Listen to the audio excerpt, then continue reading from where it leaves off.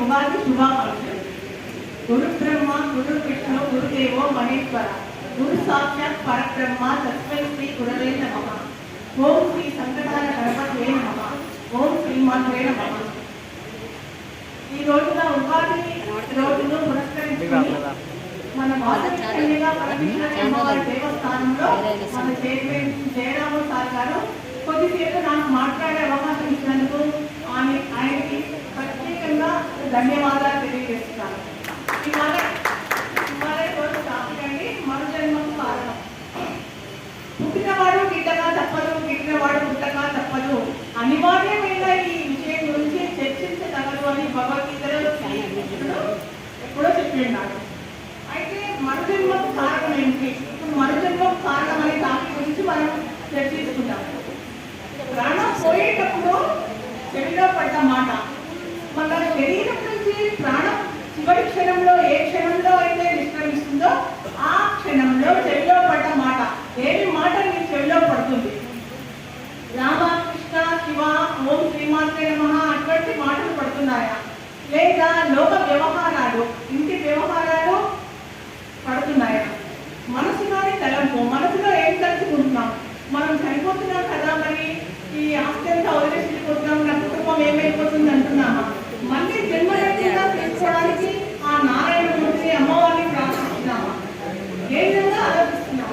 ప్రాణం పోయేటప్పుడు చెవిలో పడ్డ మాట, మనస్సులోని తలంపు, ఇవన్నీ కలిసి మరుజన్మకు కారణం అవుతాయి.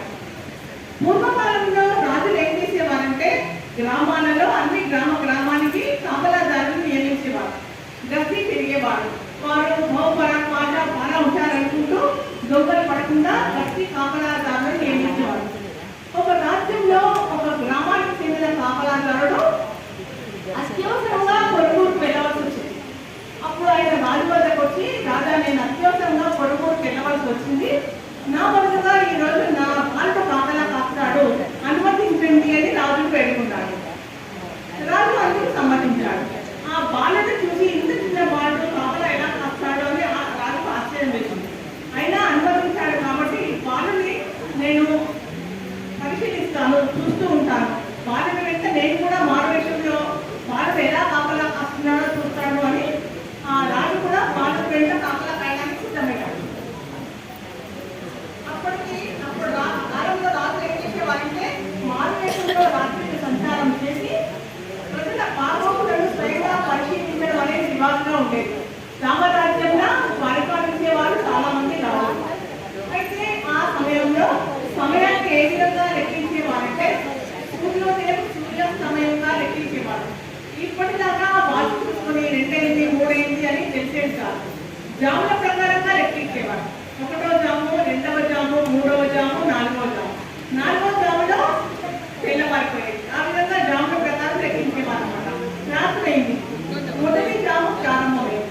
ఆ బాలుడు ఏం చేశాడంటే తప్పట చేత పుచ్చుకొని వీధి కాపలా కాయడానికి సిద్ధపడ్డాడు. హెచ్చరిక చేసే సమయం వచ్చింది. అంటే జాముకి హెచ్చరిక చేస్తారనమాట.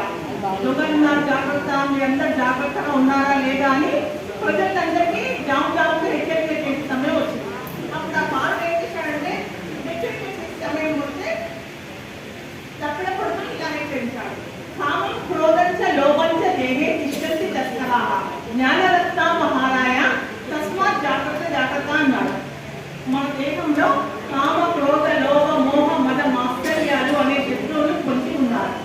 మన జ్ఞానం అనే ఆ రత్నాన్ని అపహరించడానికి పొంచి ఉన్నారు. కాబట్టి జాగ్రత్త అని హెచ్చరించాడు. ఆ మాట మీద వారు ఎంతో ఆశ్చర్యపోయాడు, నిశ్చేష్టుడయ్యాడు. ఎందుకంటే ఇంత చిన్న బాలుడు వేదాంతం మాట్లాడుతున్నాడని రాజు ఆశ్చర్యపోయాడు. ఇతడు నిజానికి మామూలు బాలుడు కాదు, ముందుగానే జ్ఞాని అయిన జీవన్ముక్తుడు, మోక్షుడు. ఒక మనిషి ఆత్మార్థం శరీరంలో ఉంది కనుక నేను ఈ బాలుని వెంబడిస్తూ ఉంటాను, మారువేదంలో బాలుని గమనిస్తూ ఉంటాను అని రాజు నిశ్చయించుకుంటాడు. మళ్ళీ 2వ జాము వచ్చింది. 2వ జాము వచ్చినప్పుడు ఆ జ్ఞాని అయిన బాలుడు ఇలా తాగాడు. జన్మ దుఃఖం జనా దుఃఖం జయా దుఃఖం పునః పునః సంసార సాగరం దుఃఖం తస్మాత్ జాగ్రత్త అన్నాడు. అంటే పుట్టినప్పుడు ఏడుస్తూనే పుట్టాం, చనిపోయినప్పుడు చనిపోతున్నాము అని ఏడుస్తూనే ఉంటాం. జనా భయం అంటే జీవితం అంతా ఆర్థిక ఇబ్బందులు, ఏడుస్తూనే ఉంటాం. సంసార సాగరం దుఃఖం అంటే సంసారాన్ని సాగరం అంటే సముద్రంలో పోతారు. దానికి సముద్రానికి అంతు లేదు కదా, ఆ సంసారానికి కూడా అలా అంతు లేదు. సంసార సాగరం కూడా దుఃఖం అంటే మళ్ళీ జీవితంలో తిరుగుతూనే ఉంటాయి. కాబట్టి మీరందరూ చాలా జాగ్రత్తగా ఉండండి అని తెలుస్తున్నాడు ఆ బాలు. ఆ హెచ్చరిక విని ఆ శ్లోకాన్ని విన్న రాజు పరవశుడైనాడు. మళ్ళీ మూడవ జాము వచ్చింది. మూడవ జాములో మాతా నాస్తి పితా నాస్తి నాస్తి బంధు సహోదర అర్థం నాస్తి దేహం నాస్తి తస్మాత్ జాగ్రత్త జాగ్రత్త అన్నాడు మూడో జామున ఆ బాలుడు. అంటే తల్లి లేదు, తండ్రి లేడు, బంధువులు లేరు, సహోదరులు లేరు, ధనం లేదు, గృహం లేదు, ఇదంతా మిథ్య అని అర్థం. జాగ్రత్త జాగ్రత్త అని చాటాడు. ఇది నిన్న రాజు అచేతనుడయ్యాడు. ఇదే మాటను జగద్గురు శంకరాచార్యులు కూడా చెప్పారు. శ్రీమతాచార్యులు జగద్గురు శంకరాచార్యులు, రామానుజాచార్యులు, మధ్వాచార్యులు. అద్వైతము విశిష్టాద్వైతము ద్వైతము. అద్వైతము విశిష్టాద్వైతము ద్వైతమైనప్పుడు జగద్గురు శంకరాచార్యులు చెప్పింది ఏమిటంటే ప్రపంచమంతా మాయ, అసలు ప్రపంచం అనేది లేదు, అంతా పరబ్రహ్మ పరమాత్మ మాత్రమే ఉన్నాడని చెప్పారు. అది అద్వైతం. రామానుజాచార్యులు విశిష్టాద్వైతంలో ఏం చెప్పారంటే ప్రపంచము పరమాత్మ రెండు ఉన్నాయన్నారు. మధ్వాచార్యులు ఏం చెప్పారంటే ప్రపంచము పరమాత్మ ఆత్మ మూడు ఉన్నాయని చెప్పారు. కానీ మొదటి స్థానంలో ఉన్నవాడు జగద్గురు శంకరాచార్యులు. ఒక విషయం ఆలోచించండి, ప్రాణం శరీరం నుంచి వెళ్ళిపోయాక ఎవరు తల్లి, ఎవరు తండ్రి, సహోదరులు ఎవరు, బంధువులు ఎవరు, అసలు ఇంద్ర భవనం లాంటి బిల్డింగ్ కట్టుకున్నా, ఆ భవన్ కట్టుకున్నా దాన్ని మనం కట్టుకొని ఉంటామా? అన్నీ విడిచిపెట్టి వెళ్ళిపోతాం. మనకు కావాల్సింది దాన ధర్మాలు, పరోపకారం, నామస్మరణ ఏం చేస్తున్నామో మనం ఇప్పుడు బ్యాంక్లో డబ్బులు దాచుకుంటాం అవసరం. పరలోక పెట్టుబడి ఏంటి అంటే నామస్మరణ, పేదలకు సహాయం చేయడం, పరోపకారం చేయడం, ఇవే మన వెంట వస్తారు. మరి శంకరుడు ఇలా చెప్పారేంటి? ప్రపంచమే లేదు, అంతా పరబ్రహ్మమే అన్నారు. మరి వర్షం పడుతుంది, స్పర్శ జ్ఞానం తెలుస్తుంది, గాలి వేస్తుంది, తింటున్నాము, రుచి చూస్తున్నాము, ఇదంతా కళ్ళకు కనిపిస్తుంది కదా. మరి ఇదంతా మిథ్య, ఇదంతా మాయ అని అనేవాళ్ళు ఉంటారు కదా. దానికి ఉదాహరణ ఏం చెప్పారంటే శంకరుడు, మనం రాత్రిలో కళలు కంటాం, ఎంతో మంది కళలు కంటూ ఉంటారు. కళలో మనకు చిన్ననాటి స్నేహితులు కనిపిస్తుంటారు, కళలో ఎన్నో జరుగుతుంటాయి. చనిపోయిన వాళ్ళు కూడా బతికి వచ్చినట్టు, వాళ్ళతో మాట్లాడినట్టు, తింటున్నట్టు కళలంటూ ఉంటారు. ఏ ఒక్కరికైనా కళలో ఇది నిజంగానే వస్తుంది కానీ ఇది ఒక కళ అనిపిస్తుందా? సత్యంగా అనిపిస్తుంది. ఆ కళ మొత్తం కంటున్నంతసేపు ఇది నిజమనే అనిపిస్తుంది కానీ అది భ్రమ అనిపించదు. ఎప్పుడైతే మనం కళ్ళు తెరిచి కళ్ళు నుండి బయటపడ్డామో అప్పుడు ఇది కళ కదా, ఇది భ్రమ కదా అనిపిస్తుంది. ప్రపంచం కూడా అంతే అన్నారు జగద్గురు శంకరాచార్యులు. ఆ బాలుడు కూడా ఇంత వేదాంతంగా చెప్పాడనమాట. అంటే రాజు అచేతనుడయ్యాడు, అయినా వెంబడిస్తూనే ఉన్నాడు. ఇంతలో 4వ జాము వచ్చింది. ఆజ్ఞా పద్ధతిలోకే కర్మగా బహుశయ ఆయుక్షీణం నజానాతి తస్మాత్ జాగ్రత్త జాగ్రత్త అన్నాడు 4వ జాము. అంటే అలా సాటిపోయాడు. ఆశాపాశం చేత అంటే కోరికల చేత కట్టుబడి తిరుగుతూ ఉంటాం. లోక కర్మల చేత బహు చింతనకు లోనే జీవితం అంతా తిరుగుతూ ఉంటాం. ఈ విధంగా ఆయుష్ అంతా క్షీణించిపోతుంది. కాబట్టి జాగ్రత్త జాగ్రత్త అని చాటాడు ఆ బాలుడు. ఈ చివరి శ్లోకాన్ని నిన్న రాజు మనసు పులకించిపోయింది.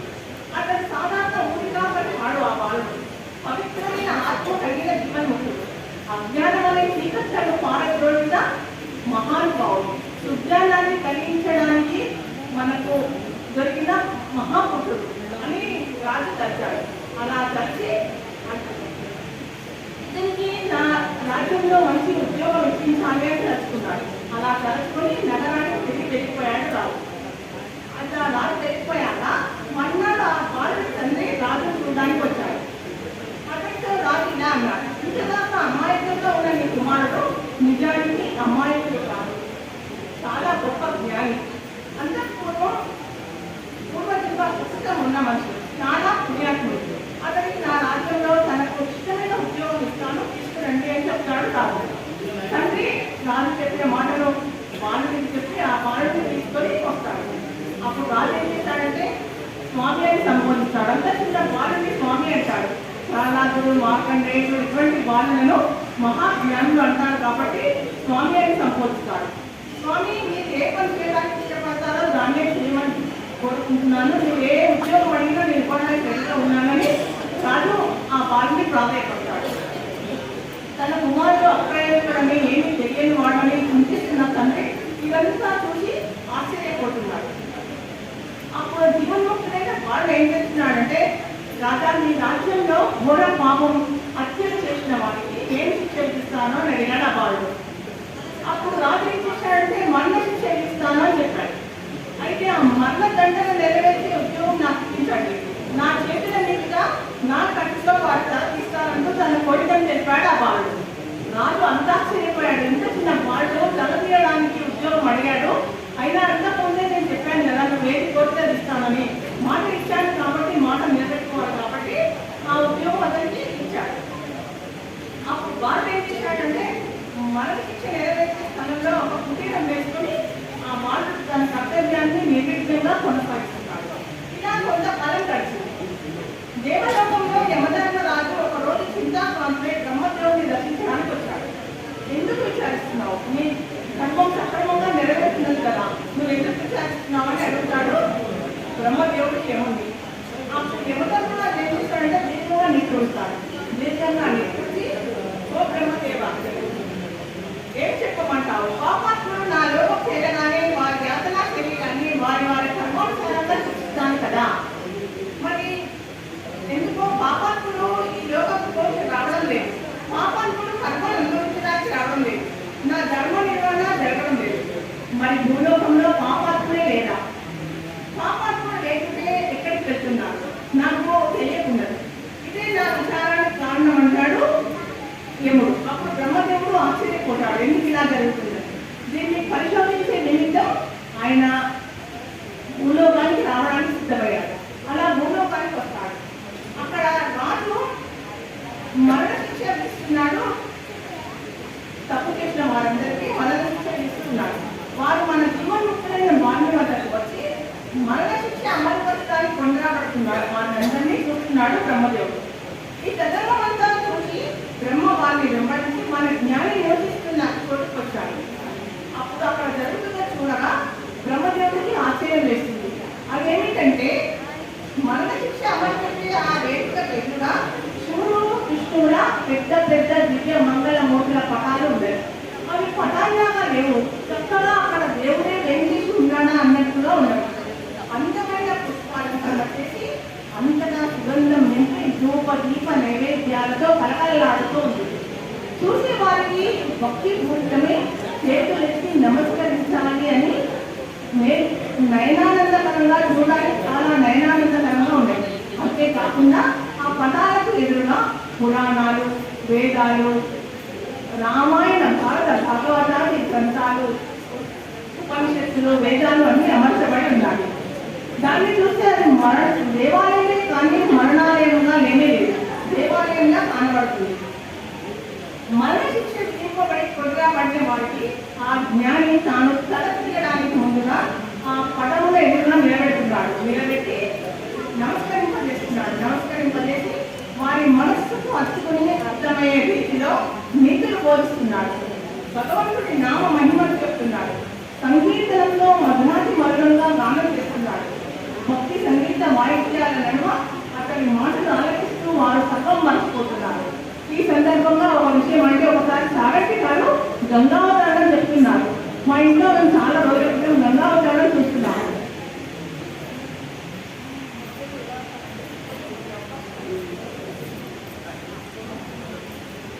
వారిని నిలబెట్టి నమస్కరించి వారి మనసుకు అర్థమయ్యే రీతిలో నీతులు, భగవంతుడి నామమహిమను సంకీర్తనంతో మధునాటి పత్రంగా చెప్తున్నాడు. భక్తి సంగీత వాయిద్యాల నడుమ ఆ మాటలన్నీ విని వారు తను తన్మయమవుతూ సర్వము మర్చిపోతున్నారు.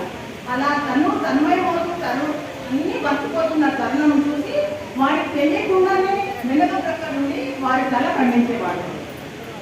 అయితే ఆ తెర తిరుగుతున్నప్పుడు వారు మైకంలో ఉండి తన్మయత్వంలో ఉండి గుర్తించలేకపోయేవారు. ఎందుకంటే వాడు అక్కడికి మరణ శిక్ష కోసం వచ్చాడు అనే విషయమే మర్చిపోయాడు. ఎందుకంటే అతడు సంకీర్తనం మధురమైన సంకీర్తనం గానం చేస్తూ భక్తి సంగీత వాయిద్యాలతో మహిమలు చేస్తూ భగవంతుడి మహిమలను ఆయన నీతులను అన్నింటినీ బోధించడంతో అందులోనే మునిగిపోయి వారు తన్మయమవుతూ ఉన్న వేళ ఆ విధంగా వెనుక పక్క నుంచి వారికి తెలియకుండా తల తీసేవాడు. దైవనామ సంకీర్తనం చెవిలో పడ్డ సమయంలో వారికి ప్రాణం పోవడంతో మనసు ప్రక్షాళితమై వారు ముక్తి పొందేవారు. ఈ దశలో అంతా చూసిన బ్రహ్మదేవుడు ముగ్గురై మన జ్ఞాని ముందు ప్రత్యక్షమయ్యాడు. బ్రహ్మను చూడగానే జ్ఞాని సంతోషంతో నమస్కరించాడు. వత్స, ఏంటిది కానీ ఇది ఎక్కని రీతిలో ఈ విధంగా మన్నదండగా నెరవేర్చడంలో నీకు అంతరాంగా ఏమిటని అడిగాడు. ఎందువల్ల ఇలా చేస్తున్నావు అని అడిగాడు బ్రహ్మదేవుడు. ఓ బ్రహ్మదేవ, నీకు తెలియదంటూ ఏమీ ఉంటుంది.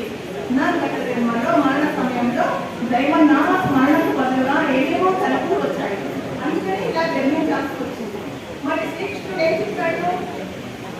శ్రీకృష్ణుడు చెప్పాడు ఏంటి అంటే, ఎంతటి క్రూరకర్ముడైనా ఎవడు మరణ సమయంలో నా నామస్మరణ చేస్తాడో వాడు తప్పకుండా నా సాన్నిధ్యం పొందుతాడు అని చెప్పాడు కదా.